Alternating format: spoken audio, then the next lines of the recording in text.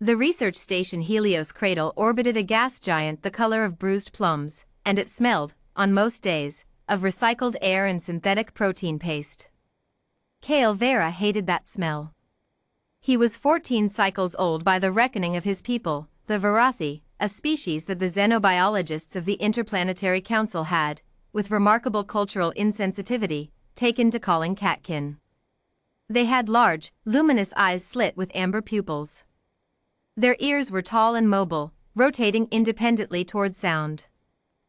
Their hands ended in retractable claws that were, on Kale specifically, still slightly too large for his palms, giving him the permanent look of someone wearing gloves belonging to an older sibling. He was, in the Council's diplomatic language, a youth observer aboard Helios Cradle.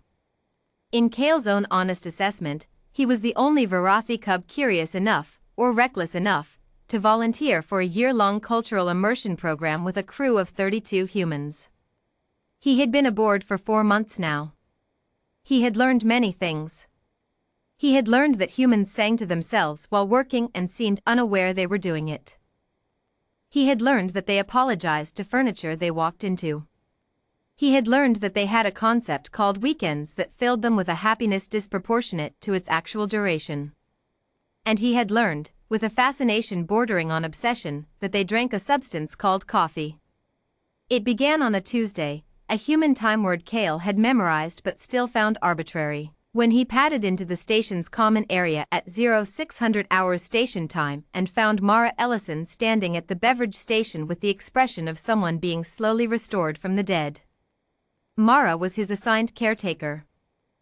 The title made Kale's ear tips flatten in mild offense whenever he heard it, because he was 14, not an infant, but he had come to understand that the humans assigned caretakers to all youth observers regardless of species, and that Mara specifically had been chosen because she was, according to the crew manifest, patient, adaptable, and extremely good at explaining things.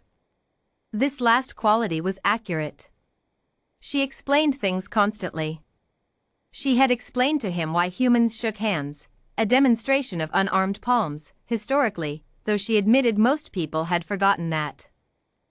She had explained why they celebrated the anniversaries of their birth. She wasn't entirely sure herself, she said, something about marking survival. She had explained 17 different idioms in the past week alone, including raining cats and dogs, which Kale had found both alarming and meteorologically implausible. But she had not yet explained coffee. You drink that every morning, Kale said, settling onto the bench across from her with the fluid, weightless motion his people used when trying to look casual. Mara looked up. Her eyes were still half-focused, the way human eyes got before coffee, which Kale had mentally catalogued as the pre-restoration phase. Yes. Why? It wakes me up. Kale's ears swiveled. You are already awake. You walked here. You operated the beverage station. These require consciousness. Functional consciousness, Mara said, wrapping both hands around the mug. The gesture was one Kale had observed in approximately 90% of the crew's coffee-drinking behavior. The hands always wrapped around the mug. There are levels. Levels of consciousness. Levels of useful consciousness. She took a sip.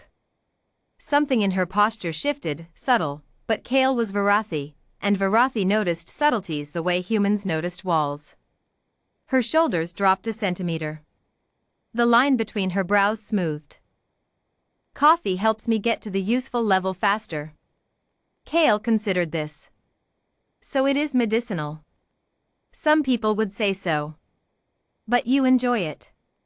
Deeply. Even though, Kale pressed, because once he began a line of inquiry, he rarely abandoned it. Dr. Senna told me last week that it has no actual nutritional value, raises blood pressure, causes dependence, and gives Ensign Voss headaches if he stops drinking it suddenly? Mara looked at him over the rim of the mug. Her expression was the one he had come to identify as "You're not wrong, but you're also missing the point entirely." Yes, she said. Even though.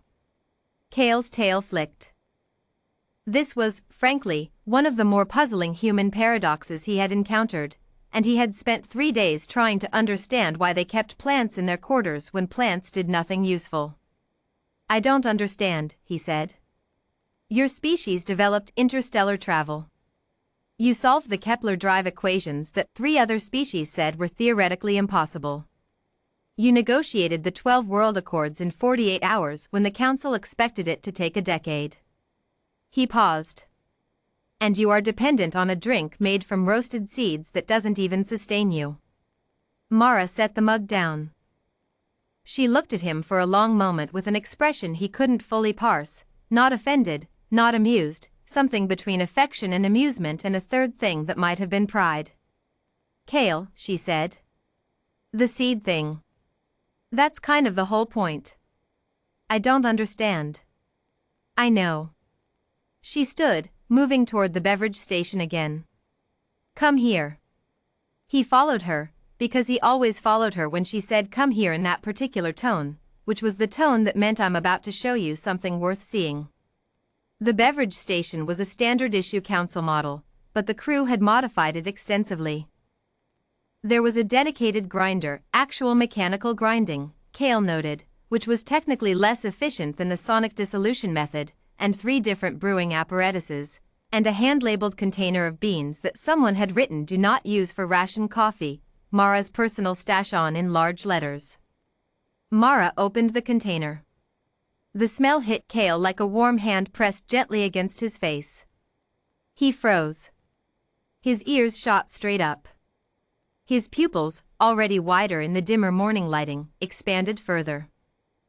Every sensory instinct he had, the deeply calibrated, evolution-honed olfactory system of a predator species with scent mapping abilities that had impressed every xenobiologist who'd ever studied them, locked onto the source of that smell and refused to let go.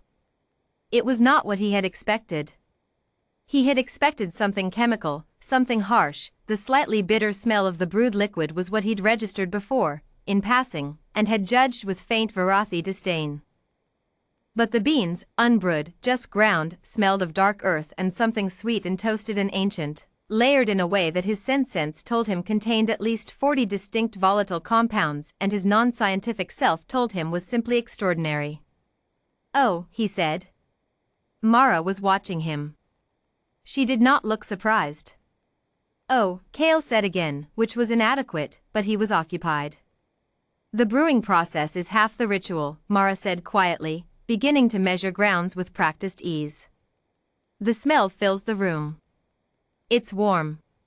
For a lot of humans, and I can only speak for myself, really, it's the first good thing that happens in the morning. Before the work reports. Before the crew roster. Before whatever problem decided to develop overnight." She poured hot water in a slow, deliberate spiral. "It's 5 minutes of something that smells beautiful and tastes good and makes your brain work better. That's not nothing." Kale's nose was still tilted toward the container. He was aware of this and didn't correct it. "Your species solved interstellar travel," Mara continued, with a small smile in her voice now, "and you're right that we're improbable candidates to have done it. We're not the longest-lived species in the Council. Not the strongest. Not the best at mathematics or materials science or long-term planning." She set the brewer down. "But we're very good at deciding that something small is worth caring about. A cup of coffee. A song. A dinner with people you like. We're extremely good at making the small things matter." She looked at him sidelong. "And then we go back and solve the impossible equations." Kale was quiet for a long moment.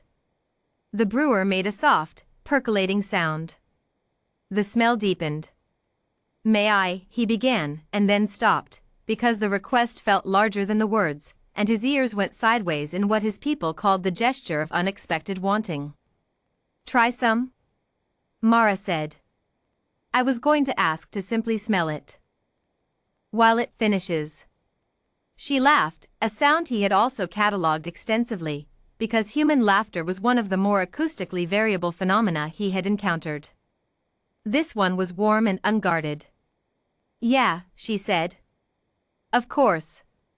So Kale Vera, youth observer, Varathi cub, representative of a species that could map a room's geometry from scent alone in under 3 seconds, stood in the common area of Helios' cradle and spent 5 minutes doing nothing except smelling coffee brew.